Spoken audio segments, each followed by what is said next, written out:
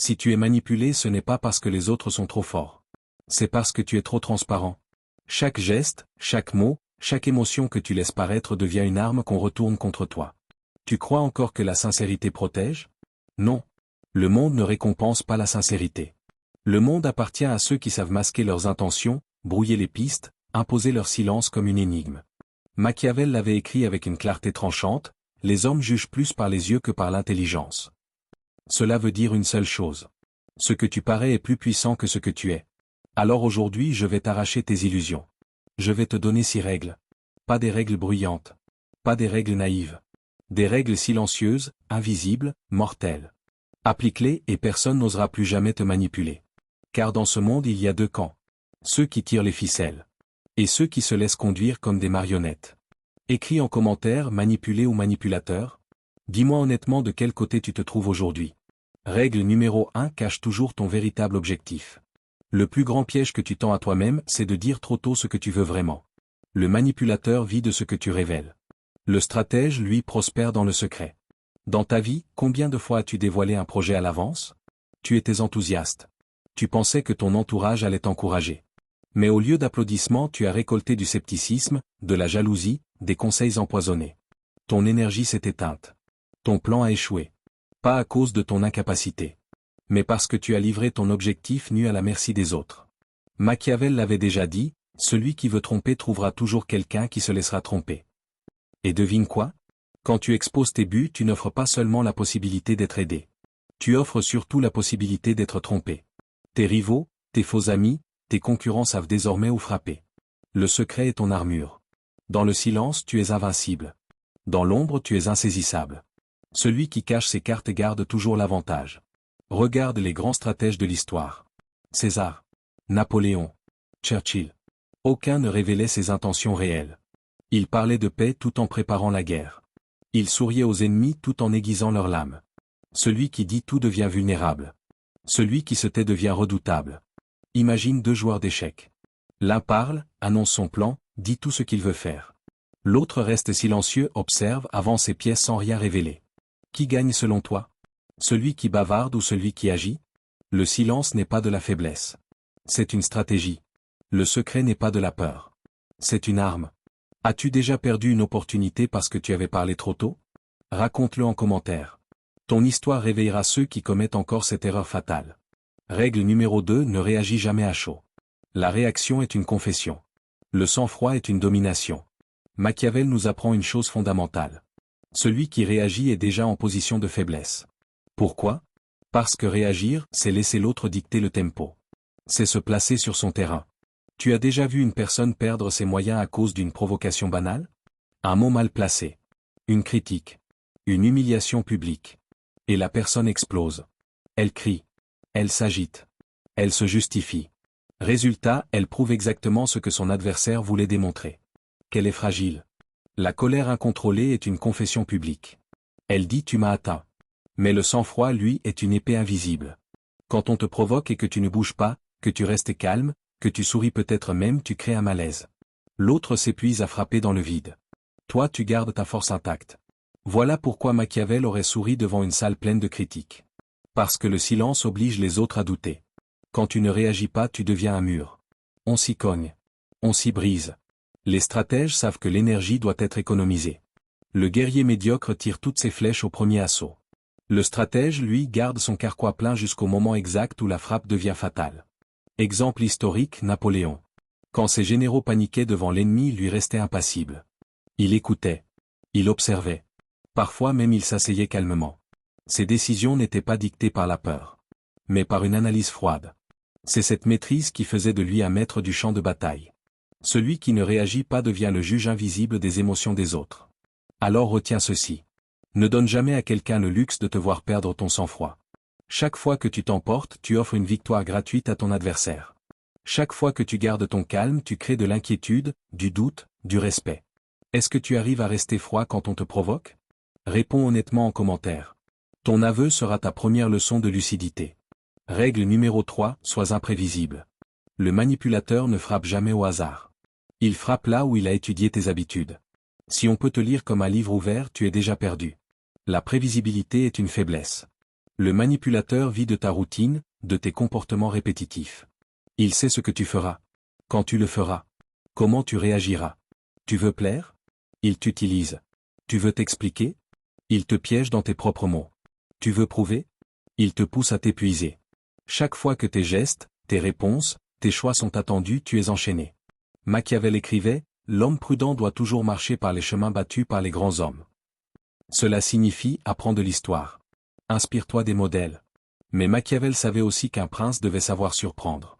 Car la prévisibilité rassure. Mais elle ne domine pas. Regarde les grands stratèges. Hannibal qui traverse les Alpes par un chemin impossible. César qui feint la retraite avant d'écraser ses ennemis. Napoléon qui change ses plans au dernier moment pour semer le chaos. Ils n'ont pas seulement gagné parce qu'ils étaient forts. Ils ont gagné parce qu'ils étaient imprévisibles. Être imprévisible, c'est créer une zone d'ombre autour de toi. Personne ne sait où tu vas. Personne ne sait quand tu frapperas. Et cette incertitude devient une peur permanente. Tu deviens comme une tempête. On sait qu'elle approche. Mais on ne sait jamais quand elle éclatera. Si on peut te lire, on peut t'écraser. Si on doute de toi, on t'élève. Tu veux dominer? Alors casse tes habitudes. Si tu es toujours le premier à répondre, apprends à te taire. Si tu es toujours celui qui sourit, apprends à rester de marbre. Si tu es toujours là, apprends à disparaître. L'imprévisibilité n'est pas une folie. C'est une stratégie. Elle oblige les autres à marcher sur des œufs autour de toi. Quand as-tu surpris les autres par une décision que personne n'attendait?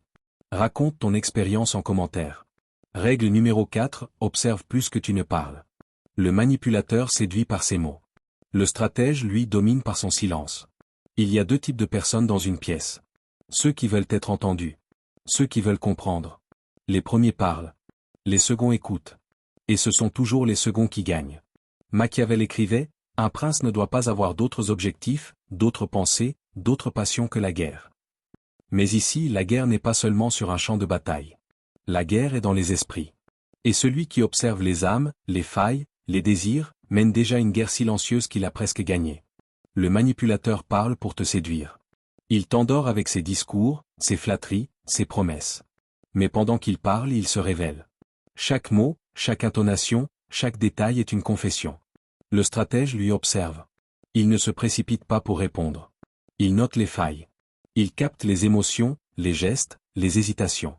Et quand il parle enfin, ses mots frappent juste. Comme une lame qui ne manque jamais sa cible. Celui qui écoute détient déjà la moitié du pouvoir. Regarde autour de toi qui domine vraiment dans une conversation. Ce n'est pas celui qui parle le plus fort. Ce n'est pas celui qui parle le plus longtemps. C'est celui qui parle le moins, mais dont chaque mot cloue le silence. Tu veux devenir impossible à manipuler? Alors ferme ta bouche. Ouvre tes yeux. Chaque silence te donne une longueur d'avance. Parce que pendant que l'autre croit impressionné, toi tu l'analyses. Tu le dissèques. Tu l'enfermes dans ses propres contradictions. Dans une discussion, tu parles plus ou tu observes plus? Réponds honnêtement en commentaire. Tu sauras déjà si tu es un stratège ou une proie. Règle numéro 5, ne montre jamais tes failles. Ta plus grande erreur, ce n'est pas d'avoir des faiblesses. C'est de croire que tu peux les exposer sans conséquence. Les hommes aiment répéter que la vulnérabilité est une force. Mais Machiavel aurait ri de ce mensonge moderne. Dans Le Prince, il rappelle que la nature humaine est ingrate, versatile, simulatrice. Crois-tu que ton rival va compatir à ta souffrance? Crois-tu que ton ennemi va reculer devant tes larmes? Crois-tu que le monde s'adoucira parce que tu es brisé? Non. La vérité est brutale. La pitié attire les prédateurs. Regarde dans la nature, l'animal blessé est toujours le premier à être dévoré. Les lions ne s'attaquent pas aux plus forts. Ils s'attaquent aux plus faibles. Et parmi les hommes, rien n'est différent. Chaque fois que tu montres ta douleur, tu n'inspires pas du respect. Tu inspires de la convoitise. Tu deviens une proie. Montrer ta douleur, c'est donner des armes. Machiavel écrivait, les hommes oublient plus facilement la mort de leur père que la perte de leur patrimoine. Traduction, les hommes se soucient moins de tes tragédies que de leurs intérêts. Si tu révèles ta douleur, ils ne la respecteront pas. Ils l'utiliseront. Tu montres ton manque d'argent, on te manipule par la promesse de richesse. Tu avoues ta peur de la solitude, on t'enchaîne par la menace de l'abandon. Tu confesses tes insécurités, on les retourne contre toi au moment où tu es le plus fragile. Chaque faiblesse avouée devient une clé que l'autre garde en main. Et cette clé, il la tournera quand il voudra t'ouvrir ou t'écraser. Ta vulnérabilité est sacrée. Exposée, elle devient une cible.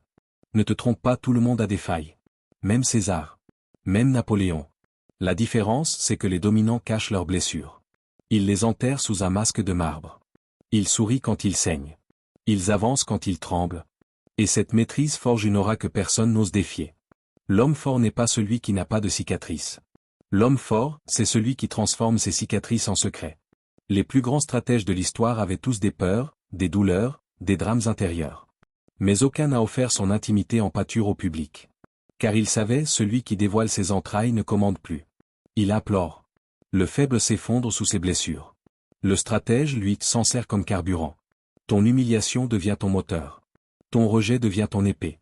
Ta douleur devient une armure invisible. Mais cette force reste silencieuse. Elle n'attend pas la reconnaissance. Elle agit dans l'ombre. Froidement. Regarde Machiavel lui-même. Il fut exilé, emprisonné, humilié. Mais au lieu de pleurer son sort, il transforma sa douleur en arme intellectuelle. Le Prince. Un livre si puissant qu'il influence encore les dirigeants 500 ans plus tard. Voilà la leçon. Ne nie pas tes blessures. Mais cache-les. Dompte-les. Et fais-en une arme que personne ne soupçonne. Les faibles croient qu'en exposant leurs souffrances, ils recevront la compassion. Ils espèrent que les autres prendront soin d'eux. Mais le monde ne protège pas les faibles. Le monde les utilise. Les piétine. Ou les oublie. Les forts, eux, savent que la compassion est rare. Et que la plupart des hommes se réjouissent secrètement de voir quelqu'un tomber plus bas qu'eux. Alors ils dissimulent. Ils maîtrisent. Ils transforment leur douleur en discipline. C'est là la différence entre être dominé et dominé. Exemple concret. Churchill alcoolique, dépressif, insomniaque. Mais il n'a jamais montré sa faiblesse au peuple. Il apparaissait comme le lion indestructible même au bord de l'effondrement. Résultat, il a galvanisé une nation entière. Staline rongé par la paranoïa et les traumatismes. Mais jamais il ne montra ses doutes. Son silence glacé suffisait à faire trembler ses propres alliés. Cléopâtre entourée d'ennemis, trahie. Mais jamais elle n'offrit sa douleur publiquement. Elle transformait ses failles en charme. Ses blessures en armes politiques. Tous avaient des ombres. Aucun ne les a offertes au vautour. La psychologie moderne veut nous faire croire que tout doit être exprimé, partagé, exhibé. Mais la vérité machiavélique est autre. Ce que tu montres peut être retourné contre toi. Ce que tu caches reste invincible. Si tu avoues que tu es jaloux, on appuiera dessus. Si tu dis que tu es fragile, on te brisera. Si tu révèles que tu as peur, on te fera peur encore plus. Celui qui veut devenir impossible à manipuler doit apprendre une règle absolue.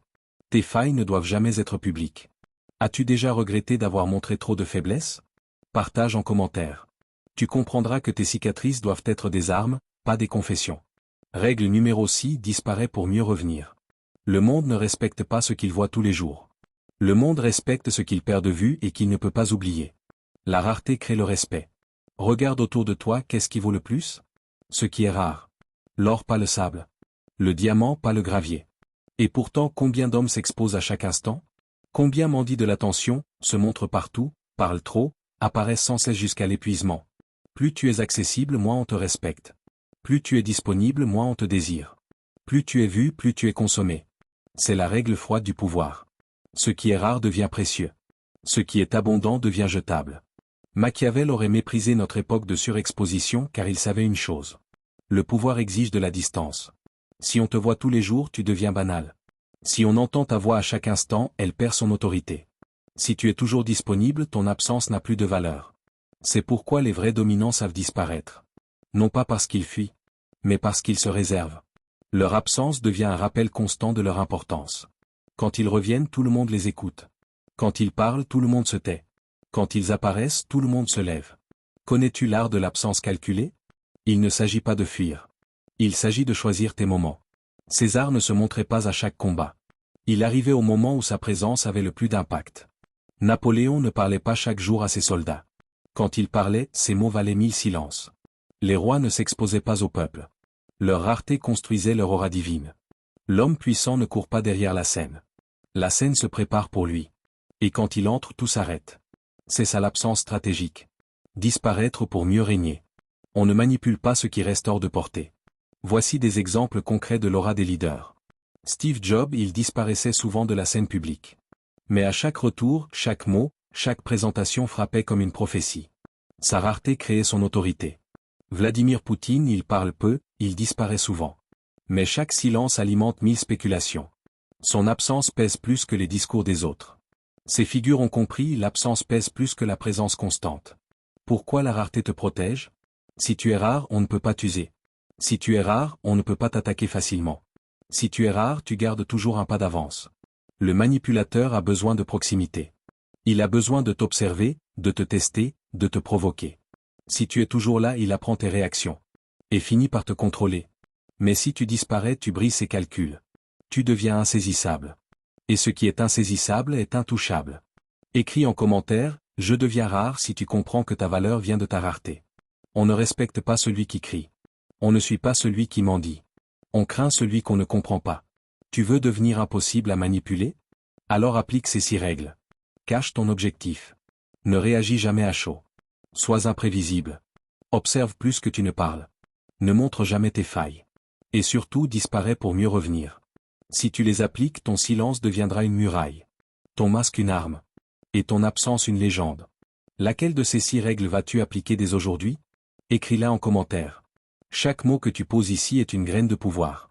Active la cloche. La prochaine vidéo ne t'apprendra pas seulement à résister. Elle t'apprendra à dominer. Froidement, silencieusement, définitivement.